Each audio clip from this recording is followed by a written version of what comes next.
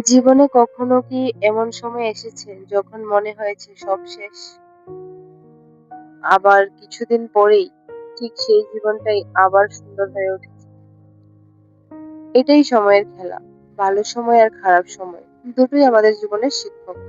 কিন্তু আমরা বুঝতে পারি না কোন সময়টা আমাদের জন্য আশীর্বাদ আর কোন সময়টা আমাদের জন্য পরীক্ষা। সময়। এটা শুধু ঘড়ির কাঁটার আওয়াজ নয়। সময় মানে আমাদের সুখ, দুঃখ, আশা, হতাশা সবকিছুর গল্প। আমরা যখন ভালো থাকি তখন মনে হয় এই সময়টা কখনো শেষ হবে না। আর যখন খারাপ সময় আসে তখন মনে হয় এই কষ্টটা আর কখনো যাবে না। কিন্তু সত্যি কি তাই? না। কারণ সময় কখনো এক জায়গায় থেমে থাকে না। একটা দিন যেমন রাত হয়ে যায় ঠিক তেমনি দুঃখের পরেই সুখ আসে। সময় আমাদের সাথে অন্যায় করে না। সময় শুধু আমাদের শেখায় কে সত্যি আমাদের আপন আর কে শুধু সময়ের সঙ্গী। রাহুলের জীবনে একসময় সবকিছু ভালো চলছিল। ভালো রেজাল্ট, ভালো বন্ধু, পরিবারের সুখ সবকিছু ভালো। প্রতিদিন তার দিন শুরু হতো একটা হাসি দিয়ে। তার মা বলতো, "বাবা, সময়কে সম্মান করতে শিখো।" রাহুল হেসে বলতো, "মা, এখন তো সবই ঠিক চলছে। এত টেনশন কেন?" সে বন্ধুদের সাথে ঘন্টার পর ঘন্টা কাটাতো। মোবাইলে সময় নষ্ট করত। নিজের স্বপ্নগুলোকে কাল থেকে করব বলে রেখে দিত। তার একটা প্রিয় ডায়লগ ছিল, সময় তো অনেক আছে।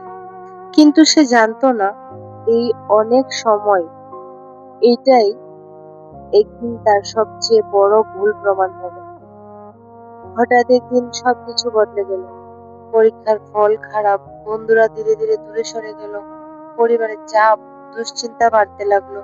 রাহুল একদম একা হয়ে গেল। এক রাতে সে জানলার পাশে বসেছিল। বাইরে বৃষ্টি পড়ছিল আর ভিতরে তার চোখেও জল পড়ছিল। সে নিজেকে প্রশ্ন করলো, আমি কোথায় ভুল করলাম? তখন তার মায়ের কথা মনে পড়ল। কারণ মা একদিন বলেছিল, সময়কে সম্মান করতে শিখো। সে বুঝলো ভুলটা অন্য কোথাও না, ভুলটা ছিল সময়কে অবহেলা করা। সে কাঁদছিল, কিন্তু সেই কান্নার মধ্যেই একটা নতুন সিদ্ধান্ত জন্ম নিচ্ছিল। পরের দিন থেকে রাহুল নিজেকে বদলানোর সিদ্ধান্ত নিল। ভোরে ওঠা শুরু করলো, সময় মতো পড়াশোনা, মোবাইল থেকে দূরে থাকা। শুরুটা সহজ ছিল না। অনেক সময় সে হাল ছেড়ে দিতে চাইতো। মনে হতো, আমি পারবো না, আমি শেষ। কিন্তু তখন সে নিজেকে বলতো, না, এই খারাপ সময়টাই আমাকে গড়ে তুলবে। ধীরে ধীরে তার অভ্যাস বদলাতে লাগলো। তার চোখে আবার স্বপ্ন ফিরল। তার ভিতরে আবার আত্মবিশ্বাস জন্ম নিল। কিছুদিন পর রাহুল আবার আয়নার সামনে দাঁড়ালো। কিন্তু এবার সে আগের সেই রাহুল না। তার চোখে অভিজ্ঞতা, তার মুখে আত্মবিশ্বাস। সে হেসে বলল, ধন্যবাদ সময়। তুমি আমাকে ভাঙোনি, তুমি আমাকে গড়েছ।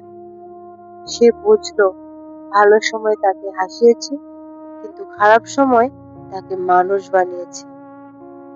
তোমার জীবনেও যদি এমন খারাপ সময় চলে, তাহলে আমি বলবো ভেঙে পড়ো না। কারণ এই সময়টাই তোমাকে শক্ত বানাবে। আর যদি এখন ভালো সময় থাকে, তাহলে আমি বলবো অহংকার করো না। কারণ সময় বদলাতে সময় লাগে না। সময়কে সম্মান করো।